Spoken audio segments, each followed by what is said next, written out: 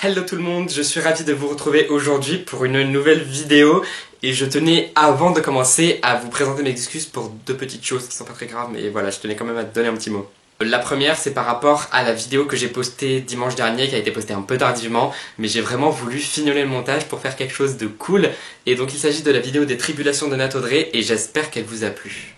Mais voilà, je suis quand même au rendez-vous ce dimanche pour vous parler d'ailleurs d'un thème qui a trait à la rentrée parce qu'il s'agit du thème du harcèlement scolaire. L'équipe Steven Books Co a mis en place cette semaine une sorte de semaine contre le harcèlement durant laquelle blogueurs et booktubeurs ont pu parler de ce thème et notamment de ce thème à travers les livres. Et je vais donc aujourd'hui vous présenter 5 livres autour du harcèlement scolaire. C'est un thème très difficile, c'est donc pas facile d'en parler. Je vais essayer de le faire avec le plus de tact possible finalement et de vous donner envie de lire ces bouquins qui ne sont pas tous très faciles à lire. Je vais commencer par un livre de Clémentine Beauvais parce que d'abord c'est l'un des plus anciens que j'ai lu et ensuite comme je vais parler d'un autre livre de Clémentine Beauvais un peu plus tard dans la vidéo, voilà, je commence par celui-ci. Il s'agit de Comme des images qui est sorti il y a quelques années aux éditions Sarbacane dans la collection Exprime et c'est d'ailleurs le premier roman de Clémentine Beauvais que j'ai lu. J'en ai assez peu de souvenirs, je dois dire, je me suis replongé dans ma chronique pour vous en parler, je mets d'ailleurs le lien en barre d'infos, mais voilà, c'est d'ailleurs une chronique un peu à fleur de peau parce que le bouquin m'avait beaucoup ému et ça avait été très difficile d'en parler. Comme des images, c'est l'histoire de Léopoldine, une jeune fille dont la vie se retrouve bouleversée au jour où une vidéo d'elle est mise en ligne sur internet, une vidéo voilà, de laquelle elle va avoir honte et qui va être pour elle le début de harcèlement, de rejet et de cette honte qui l'envahit. Le bouquin est vraiment très très fin parce que ce n'est pas seulement autour de cette vidéo, autour de la dégradation de la réputation et du moral de Léopoldine, mais autour de différents thèmes. Voilà, Léopoldine n'est pas non plus toute blanche entre guillemets, c'est une fille qui se crée une image depuis toujours, elle cherche réellement à avoir une image auprès du lycée, auprès de ses amis, auprès des autres, et finalement derrière cette image, qui est Léopoldine? Qui est-elle? Est-ce que cette image c'est juste quelque chose qu'on peut briser et derrière il n'y a rien? Est-ce que cette image c'est ce qu'il y a aussi derrière? Est-ce que cette image elle la transmet pour plaire ou parce que c'est ce qu'elle est? Voilà, il y a beaucoup de questions qui sont posées autour de la question de l'image. Il y a aussi une question du personnage de Timothée qui est celui qui a posté la vidéo en ligne et voilà, c'est le coupable, mais finalement le coupable pourrait aussi se retrouver victime. Est-ce que le coupable a des remords ou pas? Pourquoi le coupable a fait ça? Voilà, il y a beaucoup de questions qui sont posées et il y a aussi le personnage de Ise qui est, si je ne me trompe pas, la sœur jumelle de Léopoldine et qui va finalement beaucoup souffrir de cette histoire et c'est finalement elle, il me semble, le personnage le plus intéressant et c'est elle qui semble le plus dans la vérité et c'est elle qui se pose cette vraie question: qui sommes-nous au fond de nous et à quoi rime tout ce jeu d'images que suit la société? Un roman très dur, un roman très bouleversant, mais un roman qui m'a beaucoup marqué, qui pose des questions essentielles, qui est très fin, très intelligent et très bien écrit. Je voulais séparer les deux romans de Clémentine Beauvais, mais finalement je me sens obligé d'en parler l'un à la suite de l'autre. Le deuxième roman dont je veux vous parler, c'est bien entendu Les Petites Reines, qui est sorti plus récemment que Comme des images, et qui parle finalement un peu des mêmes thèmes. Il y a question d'images, de réseaux sociaux, de harcèlement, de souffrance, de beaucoup de choses qui sont abordées dans Comme des images. La différence, c'est qu'alors que Comme des images est très sombre et bouleversant, Les Petites Reines est lumineux et hilarant. Les Petites Reines, c'est l'histoire de 3 jeunes filles qui sont surnommées les 3 boudins parce que chaque année dans leur collège est organisé un concours qui élit les 3 boudins du collège, c'est-à-dire les 3 filles les plus moches. Mireille, le personnage principal, est élue chaque année boudin d'or et cette année, elle n'est pas boudin d'or.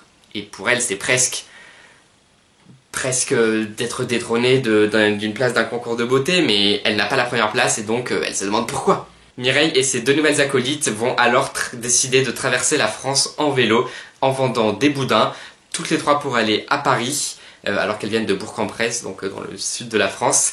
Et à Paris, elles ont toutes les 3 une raison très particulière de se rendre à la garden party de l'Elysée, mais ça, on le découvrira dans le bouquin. C'est un bouquin, encore une fois, très intelligent et très fin sur les réseaux sociaux, sur ces jeux d'images, sur le harcèlement.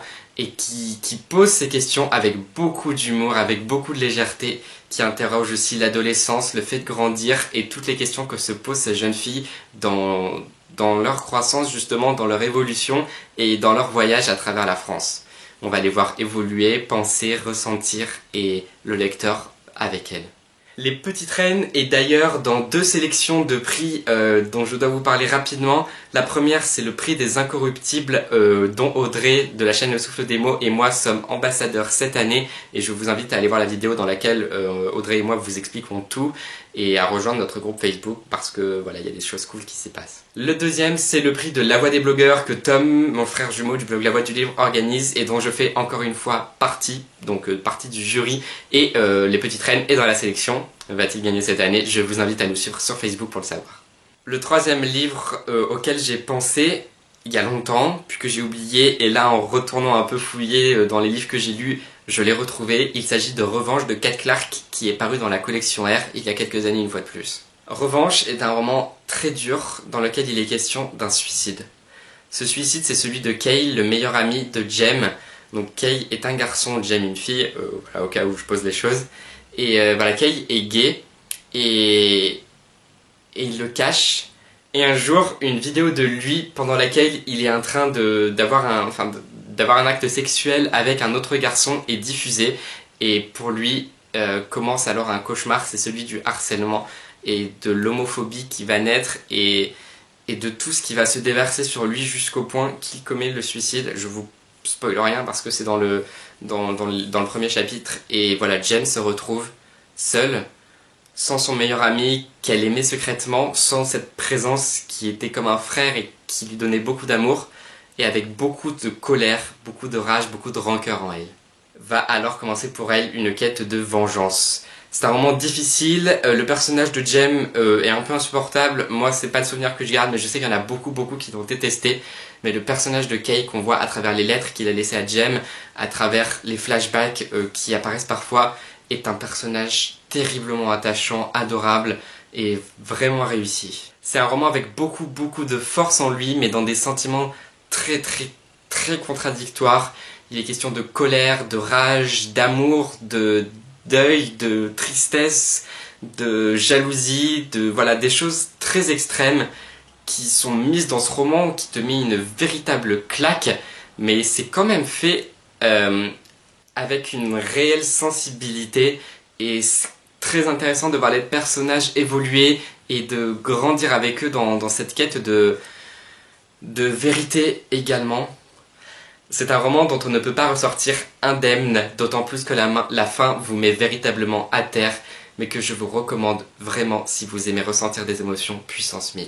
L'avant-dernier livre que je souhaite évoquer dans cette vidéo, c'est un roman de Susie Nielsen dont je vous ai aussi parlé dans la vidéo du prix des Incorruptibles, une auteure que j'apprécie beaucoup, une auteure canadienne que j'avais rencontrée à Montreuil et que j'avais interviewée d'ailleurs, qui est adorable et qui parle souvent finalement du harcèlement scolaire dans ses bouquins. Le roman qui l'évoque vraiment et au centre, dans lequel le thème est au centre, c'est le journal Malgré lui de Henrika Larsen. Ce roman, c'est le journal de Henri qui écrit ce journal, comme le dit le titre, malgré lui, parce que son psy lui a demandé. Et voilà, il faut qu'il tienne un journal où il écrit sur ses émotions et tout, parce qu'il s'est passé ça. C'est un drame qui a un peu brisé sa famille et dont on ignore la nature au début du livre, mais qu'on va découvrir petit à petit. Et de ce côté-là, la construction est très fine, très efficace, prenante. Henri parle petit à petit de sa vie, de ses émotions, de sa vie au collège. Et on comprend qu'il a vécu de très près le harcèlement scolaire avec finalement pas mal de violence. Mais les romans de Susie Nielsen sont toujours très tendres et aussi très drôles. Et elle traite de ce genre de thème avec une grande délicatesse que j'apprécie à chaque fois. Le journal Malgré lui d'Henrika Larsen reste le roman le plus sombre de Susie Nielsen et aussi le plus bouleversant. Il est poignant, il est fort et très réussi. C'est d'ailleurs au sujet de ce roman que j'avais interviewé Susie Nielsen au Salon du Livre Jeunesse de Montreuil de 2013 je crois, et si vous voulez en savoir plus, je vous invite à aller voir cette vidéo. Et le dernier livre dont je vais vous parler, c'est un roman graphique. Donc une bande dessinée écrite par Charlotte Bousquet et illustrée par Stéphanie Rubini qui s'appelle Mots, rumeurs, moqueteurs. Le premier tome de ce livre, c'est Rouge Tagada, et il y en a un troisième, non même un quatrième. Enfin, il y en a plusieurs, mais ils se suivent pas, on peut les lire dans l'ordre qu'on veut. Et ils parlent tous de personnages qui sont dans une même classe de collège, et du coup les personnages se croisent, et leurs histoires sont un peu liées, et du coup c'est vraiment cool de voir tous ces liens se tisser. Mot rumeur, mot cutter est justement au sujet du harcèlement, et voilà, il est question d'une jeune fille qui encore une fois va être victime d'une photo, je crois, d'une photo qui fait le tour du collège et qui va finir par causer pour elle une humiliation. C'est vraiment une histoire difficile, mais que les deux auteurs arrivent à raconter avec une infinie délicatesse. Le texte est toujours très sensible et finement ciselé, les illustrations sont lumineuses, pétillantes, sucrées, vraiment très très belles. Et c'est le fait que ces deux auteurs mêlent leur talent pour raconter l'histoire qui fait que la bande dessinée est douce malgré tout, sensible, et qu'il y a une boule qui vous reste dans la gorge pendant la lecture, mais à la fin, il y a ce sourire, cette main tendue, et une main tendue vers l'espoir, justement. Ça, c'est pour une lecture toute douce, rapide, et qui sort un peu du lot. J'ai jamais vraiment été confronté au harcèlement. C'est vrai que au collège, comme j'étais celui qui avait des bonnes notes, qui allait tout le temps au CDI, qui avait tout le temps un bouquin avec lui, bah, je passais pour l'intello et du coup il y avait souvent des moqueries et ce genre de choses. Mais voilà, j'ai pas subi la violence, j'ai pas subi des phrases horribles comme certaines personnes de mon entourage ont pu le subir. Et malgré tout, voilà, c'est pas un thème qui me touche particulièrement, au sens qui me touche pas plus que certains d'autres, et que c'est pas quelque chose vers lequel je vais naturellement me tourner dans mes lectures, même si, comme vous le voyez, il m'est souvent arrivé de le croiser. Malgré tout, c'est bien entendu un thème auquel je reste sensible. Je suis pas quelqu'un d'insensible, et ce genre d'histoire met vraiment une boule dans la gorge, si ce n'est plus. Et c'est surtout un thème important duquel il faut parler, et c'est donc très bien que des auteurs le fassent dans des livres, que des blogueurs, des booktubeurs et au sens plus large des youtubeurs, on pense bien sûr à Enjoy Phoenix, le fassent. Voilà, c'est important d'en parler, et du coup je trouvais ça vraiment cool qu'il y ait ce projet et de pouvoir faire cette vidéo. J'aimerais terminer sur une petite citation du journal de Henrika Larsen que je vais vous lire maintenant. Le collège, ça change tout.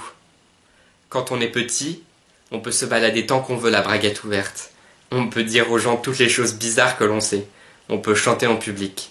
On peut aller au parc avec un collant blanc par-dessus son pantalon et se prendre pour le Danois ou n'importe quel autre champion de la Ligue planétaire de catch. Je le sais parce que Jess et moi le faisions tout le temps, avant. Mais quand on grandit, tout change. C'est une citation qui m'avait particulièrement marqué au moment où j'avais lu le bouquin, parce que justement, je pense qu'on connaît tous ce moment où on grandit et on se rend compte qu'on change, et qu'on laisse derrière soi une partie de celui qu'on était enfant. Et voilà, comme dit Anne-Laure Bondou dans Tant que nous sommes vivants, est-ce qu'il ne faut pas perdre une part de soi pour que la vie continue? C'est difficile de subir des choses horribles. Voilà, moi j'ai pas eu à le subir, mais je sais qu'il y en a qui le vivent, et il faut malgré tout avancer. C'est difficile de grandir et de perdre cette part de soi, mais ça arrivera toujours dans notre vie, je pense. C'est difficile de continuer d'avancer alors que ce qu'on voit devant peut nous faire peur, que la vie d'adulte peut nous effrayer, que l'avenir peut être fait d'incertitudes. Mais comme l'a écrit Apollinaire, je donne à mon espoir tout l'avenir qui tremble. Donc laissez cet avenir trembler, mais perdez pas espoir, et je vous dis que ce qui vous attend, que ce soit la vie étudiante, que ce soit la vie adulte, que ce soit autre chose, ça va être génial, qu'il va y avoir des moments superbes, qu'il va y avoir de belles rencontres, et qu'il faut continuer d'avancer. Et j'espère que si vous vivez des choses comme le harcèlement scolaire, vous arriverez à vous en sortir. En tout cas, moi je suis de tout cœur avec ceux qui vivent ça. Je vous invite à aller voir les autres vidéos ou à aller lire les autres articles de blogueurs et booktubeurs qui ont pu écrire ou parler du harcèlement scolaire. On se retrouve la semaine prochaine pour une vidéo un peu particulière autour d'un événement qui va sans doute beaucoup me plaire et qui va vous plaire aussi, je pense. En attendant, je vous dis à la prochaine pour une nouvelle vidéo sur le blog, sur les réseaux sociaux ou entre les pages d'un livre. Portez-vous bien. Salut tout le monde. Et n'oublie pas de t'abonner, ça aide la chaîne à grandir.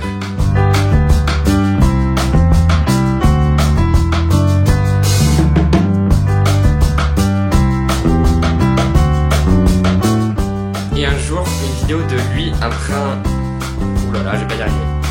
C'est un roman dont on ne peut pas ressortir indemne, d'autant que la fin, que je vous recommande. Si vous aimez ressentir des émotions puissance 10. Oh mais c'est nul. C'est un roman dont on ne peut pas ressortir indemne, mais...